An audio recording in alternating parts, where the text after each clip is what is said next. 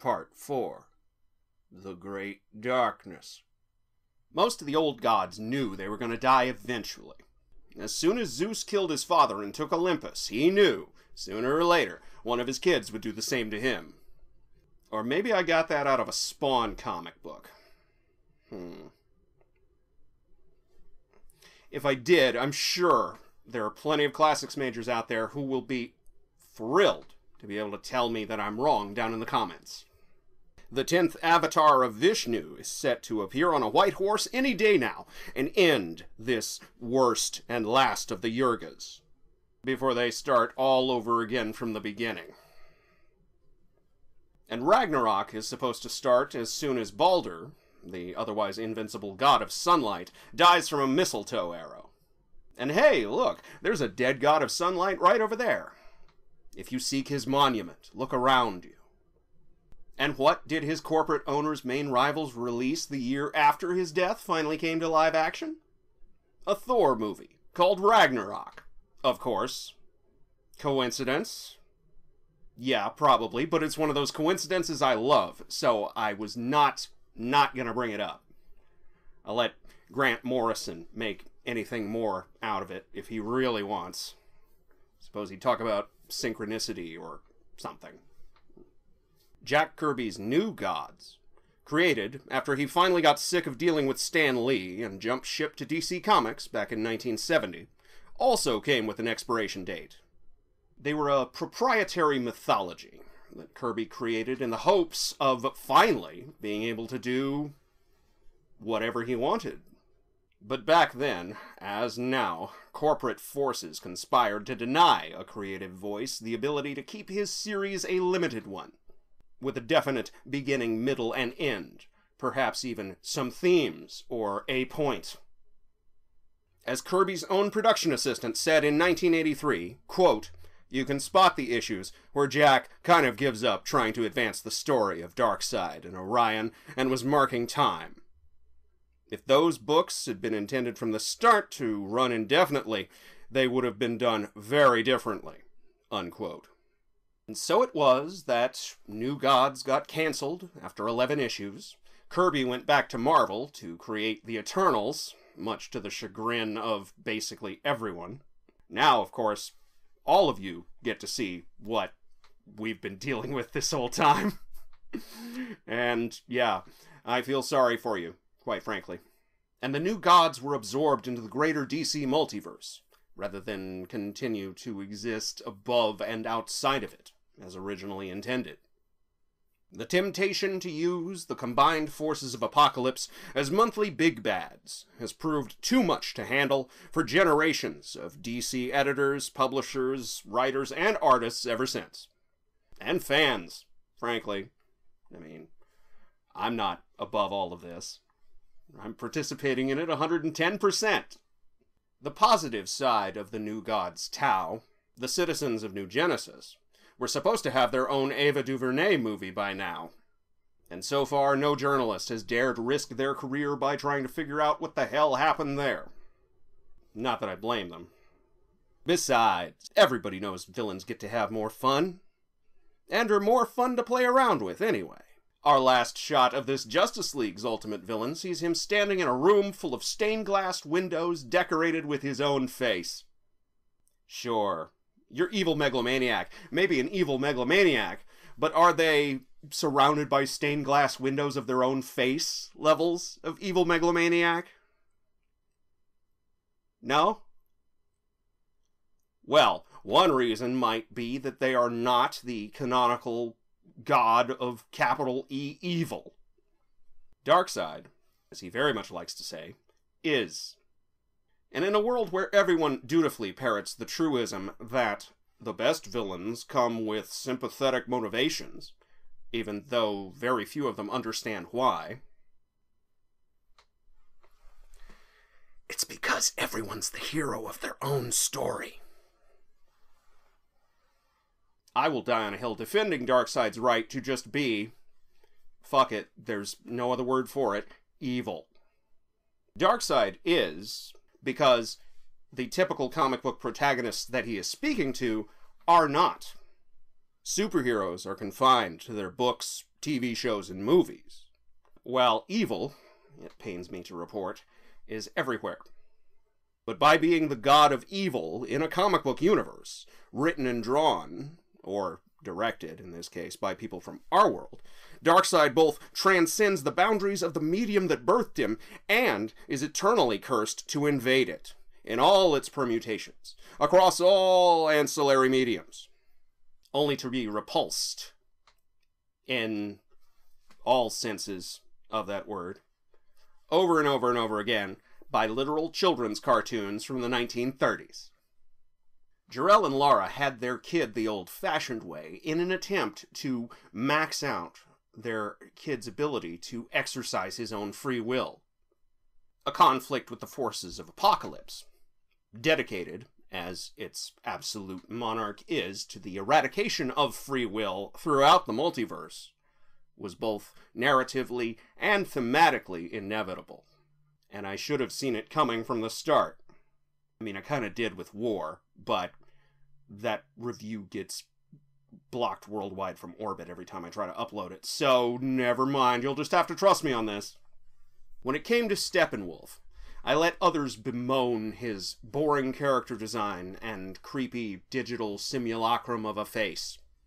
Ironically enough, in an attempt to put even more of Ciarán Hinds' face into this design, they went straight off a cliff and into the uncanny valley. So I vastly prefer whatever this is. At least he looks alien. All I really wanted back in 2017 was more evil monologuing. As another Superman from another DC universe once said, he's from AYTIWS. They're all pretty chatty there. To my first season of Rome-loving mind, there was no point whatsoever in casting Ciarán Hinds as your main bad guy if you're not going to let him talk. And there was even less point in casting him as the military leader of AYTIWS if you're not going to let him talk about the utter pointlessness of fighting him in the most rambling and Byzantine manner possible. I never imagined in a million years that I would get my hands on some evil dialoguing as well. I was too cowed by the status quo, too ready to settle for the literal bare minimum. Already slave in my own way to the anti-life equation. In the theatrical cut, Steppenwolf asks, "Why does everyone keep telling me that?" after a Star Labs employee tells him, "Please, we have families." A snide rhetorical question about a subject for which he has nothing but contempt. The perfect Joss Whedon villain response. But now, here in this real Justice League movie, when a Star Labs employee tells him, "Please, we have families," his response is, "Then you have weakness." A response rooted in the ideology of his home world and his own personal history. A response that doesn't just reveal his character, but reveals that he actually has a character independent of any particular interpretation of him. It's not much. Steppenwolf has never been all that much. He's basically the Benedict Arnold of a long-ago apocalyptic civil war, if Arnold had switched sides again once he noticed which way the wind was blowing. But it's better than the whole lot of nothing we got in 2017. Say what you want about self-centered maniacal despotism, at least it's an ethos. And Darkseid is enough of a true believer in himself that he killed all the family members who wouldn't align with him and exiled the one who didn't align with him fast enough. That was at least 5,000 years ago. And Hinds adds a weary weight to all of Steppenwolf's evil mono and dialogues. The weight of millennia doing the same old routine, with no end in sight or hope for reprieve, mouthing the expected platitudes in the ultimately vain hope that you'll score some points. Not with your boss. He won't even give you the time of day. But with your boss's receptionist. Leave it to Darkseid to turn even the conquest of worlds into a soul-crushing slog. Under capitalism, as we've seen in these films, superheroics is just one more source of alienated labor. And I find it deliciously ironic that, turns out, in its ultimate expression, supervillainy is too. At least nobody made a meme out of Steppenwolf did nothing wrong. They just photoshopped this sad-looking cat onto his face. It turns out his ultimate villain motivation is that he just wants to go home. Same as E.T. And he'll do whatever evil is asked of him to achieve this goal. It's probably best that Snyder et al. Gave the first apocalyptic antagonist in live action the most universal motivation possible. Probably wouldn't hit me as hard if I hadn't spent a year locked away from basically everyone I love IRL. But the fact remains, the citizens of Apocalypse are one note by design, and that's something all of their adaptations have had to get around one way or another, usually by relegating them to the deep background, or by just casting Ron Perlman. That is always an option. Shit, he's old enough to play Highfather by now. Actually, that would rule. What the hell, DC? Come on. I'm giving you free ideas here. When introducing the new gods to new people, it always takes them a while to realize that no, Jack Kirby was being literal. As new gods, they are incarnations of the abstract concepts that monopolize their interior lives. To the extent you can even have an interior life when your boss is dedicated to wiping out free will itself. Steppenwolf is the god of Point 3 on Umberto Eco's checklist, the cult of action for action's sake. For half the film, he's not even really into this. He's just going through the motions. And I find it very interesting he uses textbook counterinsurgency tactics, which Darkseid probably switched to after the combined forces of Earth repelled his first invasion 5,000 years ago. Instead of coming in fire from the clouds, a small, elite force interdicts into enemy territory, makes itself a forward base, starts kidnapping and torturing key people in the hope of extracting vital information, and uses that to neutralize local resistance. One can then read the Justice League as a domestic insurgency against a ruthless foreign invader, meaning one could read this whole movie as yet another stealth critique of America's forever wars, if one were so inclined. Most were not. We are a painfully literal culture, which is odd given how many decisions we base on vague inklings. Vibes, we call them, if we're addicted to the internet. And if, like most of my fellow Americans, you've given up hope of anything miraculous ever happening in your life, the only vibe you're going to get off of superheroes is a fascist one, unless said superheroes speak exclusively in pop culture references. There was a time above, a time before, when some of us, naively, it turns out, thought that we could unite the disparate peoples of the world with a message that we considered hopeful. A message that fascists didn't create the heroic ideal. They just perverted it, like they pervert everything else they touch. And we probably shouldn't hand it over to them without a fight.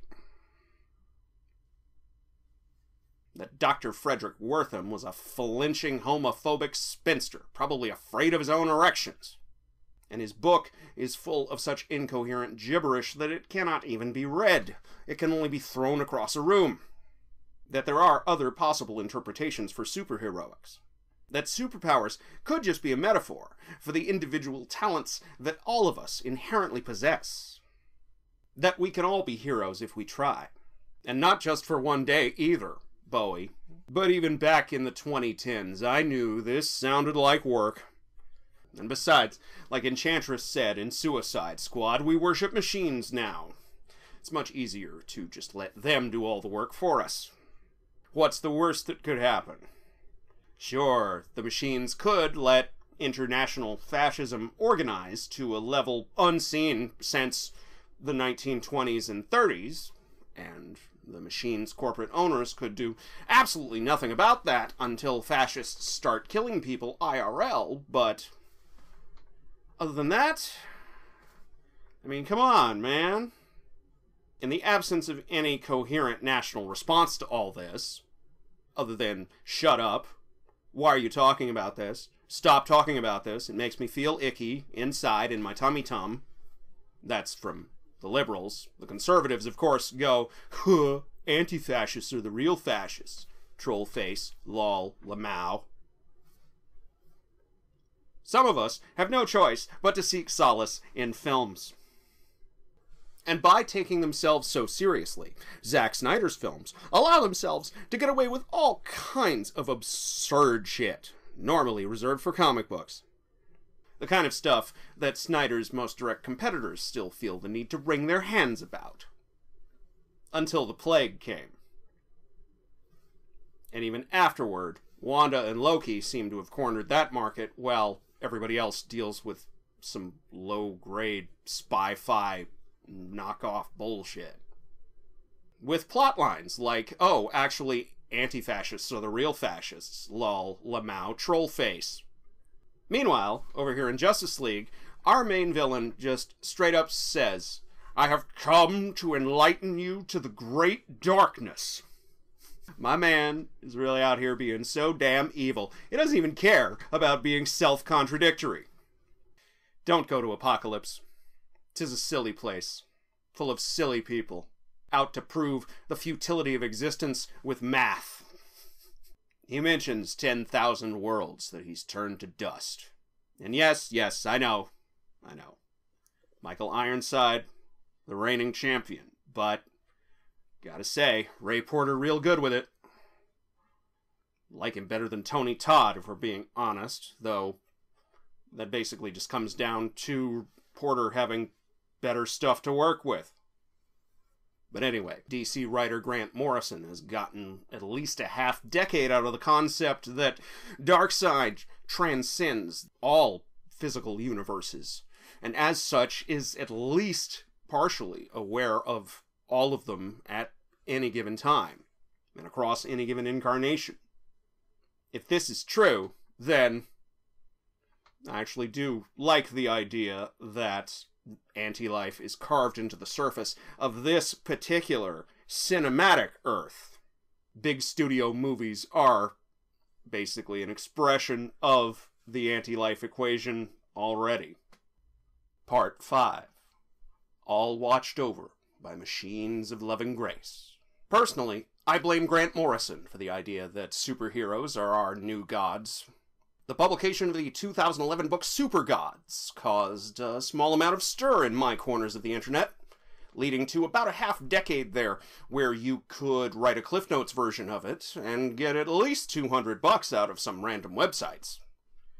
In 6 to 18 months, if you were willing to play email tag with editors, and if the publication didn't go bankrupt in the meantime. To grossly oversimplify, Morrison argues that superheroes serve a similar function to traditional religious icons, offering comforting visions of hope and the indomitable human spirit in the face of a maddening, increasingly uncertain world that's always 5 minutes away from nuclear midnight. Morrison further argues that superheroes' cultural cash has only increased as the power of traditional religions have declined. Citation very much needed, but never mind that for now. And our potential sources of apocalyptic horror have only multiplied. No one actually believes any of this. You understand? At least not in America, because we don't really believe in anything here anymore. Because, of course, the only thing we actually believe in is making money by ripping other people off. Which is why the only people who deploy Morrison's argument these days are Marvel fans trying to score rhetorical points on non-Marvel movie directors. Mostly Martin Scorsese, but pretty much anyone who does not swear immediate fealty to anything that the mouse owns. Everyone who took one look at what they did to Kenneth Branagh, or Joe Johnston, or Patty Jenkins and said, nope. Less than a third of Super Gods is about mythologizing superheroes in any real way. The other 2/3 are a mix of straight-up autobiography and a pretty good pocket history of DC Comics. It's kind of a companion piece to Sean Howe's Marvel Comics, The Untold Story, released the year before, which I would very much recommend to all you charter members of the Merry Marvel Marching Society out there, if you actually want to see how we got to where we are today. All Morrison's mythologizing really amounts to is a fairly typical example of 21st century American, I guess I should say Anglo-American, syncretism. A grab bag, or I guess you all call them a pick and mix over there on Turf Island, of Hindu, Buddhist, and Taoist mythologies, with a little sprinkling of theoretical physics thrown on top for flavor, interspersed with descriptions of that most fascinating of subjects, other people's drug trips. For Morrison, comic book characters are real because they demonstrably exist in their own two-dimensional world, which we up here in the third dimension can gaze down upon, see, touch, and manipulate with our hands. The way, say, a hypothetical fourth-dimensional being might gaze down upon us, or be gazing down upon us even now. And while all of that is fine, this belief system becomes subject to the same critique as pretty much every other kind of metaphysics. So what? I still have to put food on my table, help my friends out with all of their various issues, and deal with the fact that I can only hear my dead dad's voice if I'm completely alone, and on the top of a mountain, and the wind is blowing just right. Same as Grant Morrison. Same as Clark Kent in these films. The real hell of it is, Zack Snyder seems to take all of this superheroes as modern gods shit seriously. And we comic book fans have never, and will never, forgive him for it. I'm going to take a page from Morrison's book here, not Super Gods, but one of Morrison's actual comic books, and reference a piece of classic literature that I love. We comic book fans are the Grand Inquisitor from the brothers Karamazov, and Snyder is 15th century Spanish Jesus. All those memes of him as various religious icons are jokes, yes, but I'm going to take a page from our director's book and take them seriously for a second. He made a movie about 90s kid Kansan Jesus in 2013, and some of us have been trying to burn him at the stake ever since. This 4-hour Justice League movie is Snyder planting a big sloppy old kiss on our quote-unquote bloodless, aged lips. And I, for one, say that's plagiarism. But thank you, though. As the Flash tells his unjustly imprisoned father, this path has clearly chosen me, Dad. Speaking of which, if Jeff Johns really wanted me to finally accept his versions of Barry Allen and Victor Stone, he really should have just gotten out of Zack Snyder's way. Snyder makes a better case for both of them than Johns has made in 10 years of trying, through a mix of great casting and sympathetic framing. For the first time since 2010, I have a Barry Allen I actually like, a Silas Stone I don't outright hate, and a Victor Stone who is more than his catchphrase. Or his trauma. I mean, how can you hate Joe Morton? Don't even try. Yeah, he's typecast, but he's been typecast since 1992, and by God, that man has made the typecasting work for him. But beyond that, you can't hate a Silas Stone who actually tries to make things up to his son, especially after a 20-year parade of Silases who don't even seem to see the need to try. And as for Victor, sweet Jesus. Literally. This DC universe began with 90s kid Kansan Jesus, so it only makes sense for Black Cyborg Jesus to usher in its Justice League phase. Like any good divine figure, in death, Superman is a unifying absence. In every chapter of this film up until his resurrection, at least one character gets to say how much they miss him. Bruce does it in chapters 1 and 2. Amy Adams' Lois Lane gets to outact everyone just by sitting on the floor with a box of Clark's stuff in Chapter 3. Barry gets the duty in Chapter 4, at his first sight of Steppenwolf, and declares Clark was his hero in Chapter 5, as he and Victor are digging up Clark's grave. I'm of the generation that got into comics through Superman's original death in 1991. And part of the reason why was because that death provided the opportunity for me to see pretty much all the other characters of the DC Universe come together in mourning. The various animated adaptations of this story over the years have always been pressed for time or money, so seeing it relatively free of those concerns, and in live action, was the cherry on top of what was already a special treat. Both because I'm more primed to get something out of a dramatization of collective grief than I've ever been in my life, but also because this collective grief does exactly what it did back in '91 and ushers in a whole new generation of heroes. Diana's 5,000 years old, and Bruce and Arthur were born to their privileges. But Victor and Barry got their powers in that 18-month window between Man of Steel and BVS. Like Enchantress said in Suicide Squad, we all worship machines now. So Cyborg's elevation from Teen Titan to founder of the Justice League actually makes a hell of a lot of sense. The myths inherent to most Justice Leaguers' origin stories, immigrant boy or girl makes good, son of stony privilege gets off his rich ass and finally does something, science nerd fights crime by nerding out with science, have lost a lot of valence over time. But we are, all of us, spending more and more of our lives on the internet these days. We took one look at the Matrix and said, collectively, sign us right the fuck up.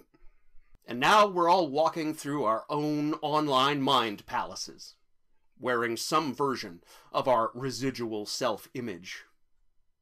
At least Victor's is way cooler than Twitter or Reddit or the stale offices and shopping malls of the metaverse.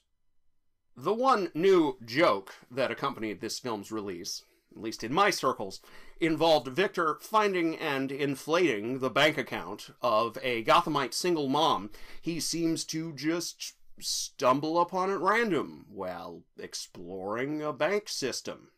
The punchline to this joke goes like this: that's the most heroic thing anyone does in this film. And then they pat themselves on the back for being so damn clever. It's like, great. How's that working out for you? Well, keep it up then. This isn't really a joke. That's just what we call factual statements that we've wrapped up in a self-protective shell of ironic distance these days. There's the superpower of being rich, like stupid rich. And then there's the superpower of realizing the money's all fake and you really can just make it up anyway. And nothing's been funnier than seeing all these internet libertarians trying to twist themselves into knots to think up an argument for why Cyborg just handing this single mom a bunch of money is actually a bad thing, you know. It's like, you guys trying to be a popular political movement, or you just want to be contrarian assholes on the internet? You know, it can be one or the other, but, you know, can't be both. Believe me, some of us have tried. We all know the money is fake, but only our ruling class is allowed to acknowledge this. And even then, only when they're shaking down the government for bailouts to protect them from the slings and arrows of the so-called free, so-called market that they love so much. There is no escape from the gaping maw of capitalism for the rest of us, since that would require massive amounts of the fake money we don't have. So we joke about it and turn to entertainment for the therapy that we can't afford either. These therapeutic entertainments tell us to counter the rising evil tides by finding families. Because you have to be real lucky to even learn what solidarity means, and you have to be even luckier to escape childhood with that meaning still intact in your head. You basically have to have my parents. Or hell, Victor's parents, for that matter. My man out here with a background in team sports, and 2 parents with advanced degrees in material sciences. Also team sports. So he was ahead of the curve even before he got his powers. Losing all of his limbs, most of his organs, and his mom knocks him into depression, it's true. But even in the depths of its grip, he still finds enough give a fuck inside himself to help out a random stranger. For no personal benefit, other than whatever transitory kick he gets out of seeing her actually happy for once. Perhaps, for the first time in a long time, actually contemplating a future. His declarations to Diana of fuck the world, and that he doesn't need anyone anymore, are tough guy postures, dropped at the first sign of trouble, and thoroughly disproved by the end, when he has both reconciled with his one remaining bio-family member, and created a whole new family out of weirdos in funny clothes. The Unity's attempt to tempt him at the end is both too obvious and too late.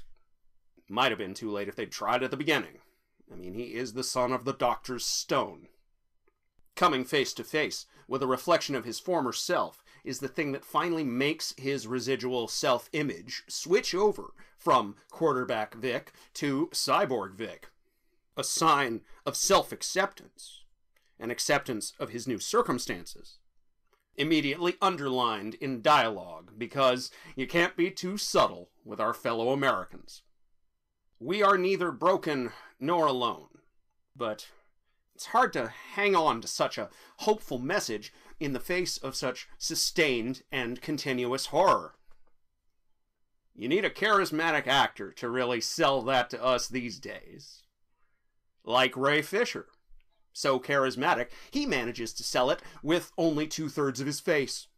For delivering this message, he has rightly been called the heart of this film. For delivering several messages about how the WB fucked him and pretty much everyone else over in the making of this film and the release of its 2017 theatrical cut, Fisher has been cast down from the heights of Hollywood and labeled greedy and or hard to work with by corporate shills who are even more captured by anti-life than the rest of us. But that's how it goes, isn't it? Could we even see rays of hope without the surrounding darkness? I don't know, but this film seems to say, nah. And so, Victor gets a vision of the future in the moment of Superman's resurrection. One possible future. From your point of view, I don't know, tech stuff. The grim and gritty future Batman dreamt of in the last film, and dreams of again at the end of this one. A future that's taken root in the present. In our world, as much, if not more so, than this DC universe. We might not be broken, but everything around us is demonstrably breaking down. So instead of reading this Justice League movie as a metaphor for what we all should do, make friends and get them together to fight the fascist creep before the climate catastrophes the fascists are enabling kill us all, far too many read it literally, as a fantasy that has exhausted all credit at the belief bank. And that's why, among many other things, I not only see the need for a resurrected Superman to fight the rest of the Justice League, I actually kind of like it. Absent Victor's vision, as in 2017, it's just another perfunctory action scene appearing at its scheduled 15-minute interval. With the proper context restored, it's a preview of coming attractions. Or attractions that would have come and gone by now, had we gotten this film's two apparently already outlined sequels. It's even kind of funny now, after I've watched several far more graphic dramatizations of a Superman literally taking his Justice League apart. I can now see all the tricks Snyder et al. Used to keep this from turning into a complete and utter bloodbath. To top it all off, Lois even gets some more agency, deciding to show up and soothe the savage beast on her own, rather than being reduced to Batman's big gun. It is unfortunate to see her spend 3/4 of this flick grieving, after 2 movies in a row of seeing her basically figure everything out, while the boys were still putting on their tights. But the task of bringing Clark back to himself is no less a world-saving event than stepping in front of a kryptonite spear, say, or learning how to make a DIY Phantom Zone projector from a ghost. It's also the most heart-melting thing since Barry and Iris's meet-cute. This is a movie that gives itself a 30-second timeout just to let a butterfly climb across the back of Clark's hand as he stands in a cornfield at dawn. Don't ever tell me Zack Snyder just doesn't get Superman ever again. The corn god must die in order to be reborn. The seed that does not die will not grow. Death and life are not opposites. They are 2 halves of a circle, and breaking that circle will not make anything any more lively. All it'll really do is create space for anti-life. Because of the color grading in these movies, people are forever going to call this version of Clark Kent dark. But if you look past the superficial, a big ask, I know, but then again, so's a 4-hour Justice League movie. The point is not that this Superman is dark, but that he endures the darkness around him. The great darkness of a cruel and callous world, of atomized individuality, and easily corrupted institutions. His example inspires others, they form a Justice League, and here we are.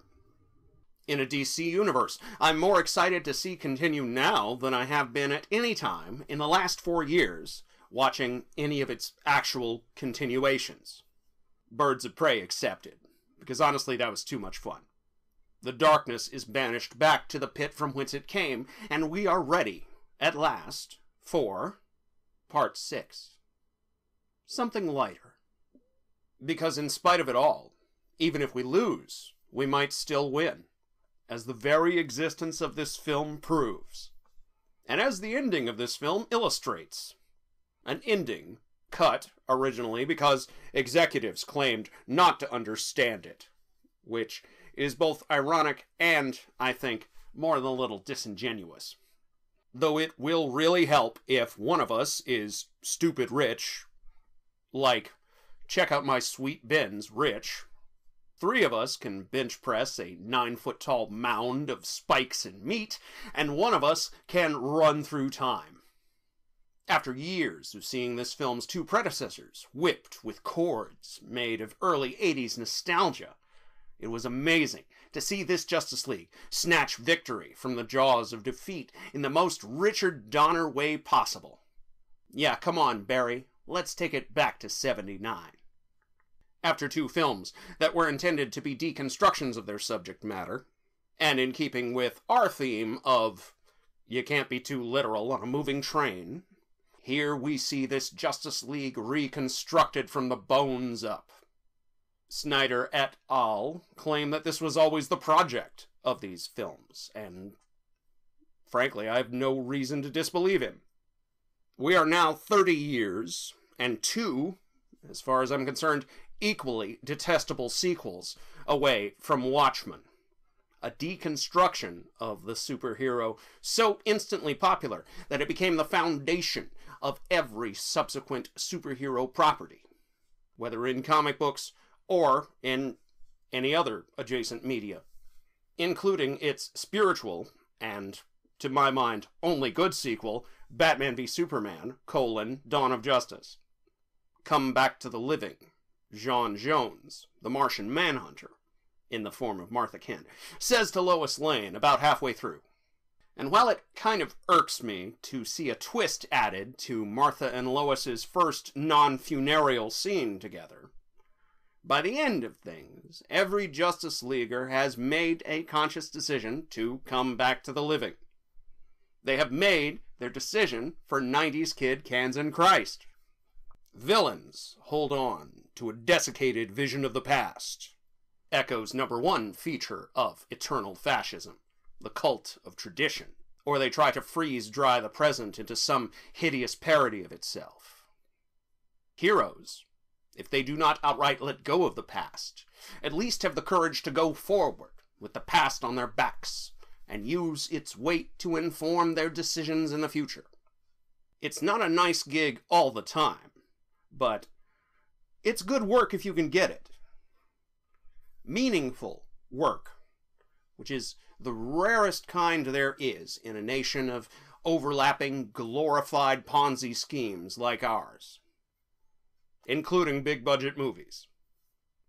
Justice League is clearly setting itself up for sequels and spin-offs that will now likely never come, on top of the at least 6 movies it sets up for its central characters.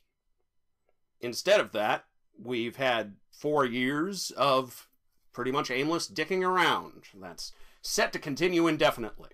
Because as nice as it is to see this Justice League movie finally complete, the forces that originally mutilated it are still in place.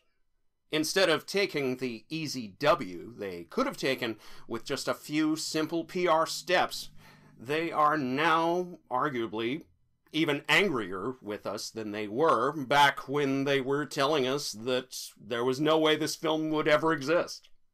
After all, they've been demonstrably proven wrong, and the last thing they want to do is learn from that experience, or grow, or change.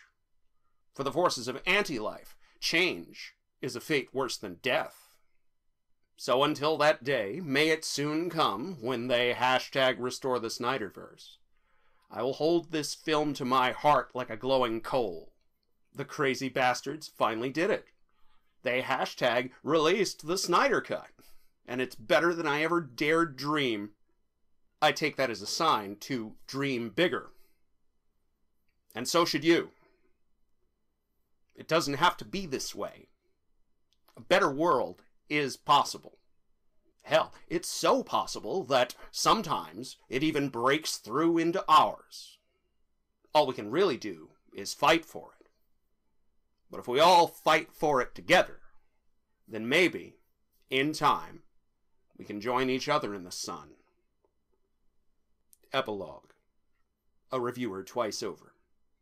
Or at least that's what I would have said before 2 years of hell effectively crushed my spirit.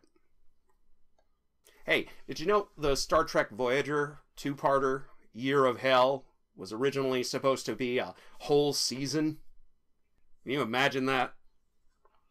22 whole episodes of the ship and crew falling apart, with Clarence Bodiger himself, Kurtwood Smith, lurking in the background to be the season's final big bad. Wouldn't that have been awesome? Can I wake up in that dimension, please? Fourth dimensional beings, if you're out there. Yeah?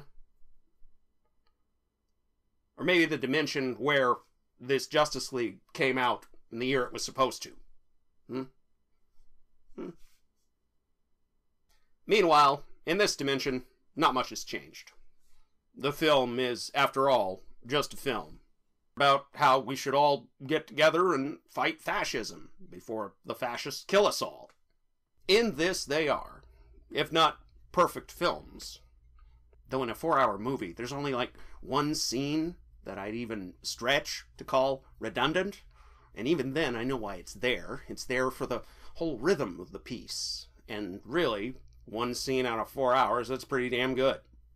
Then at least the perfect films for their age. As emblematic as the logos on their protagonists' chests. And really, what more could a critic ask for? Frankly, I'm already spoiled. After all, this is a review I never thought I'd write, much less get to speak to you. And now that I've done that, Nothing to do now, but thank you all for watching. Stay safe out there. If you like this video, hit the like button and the subscribe button. And if you really liked this video, then consider supporting us on Patreon.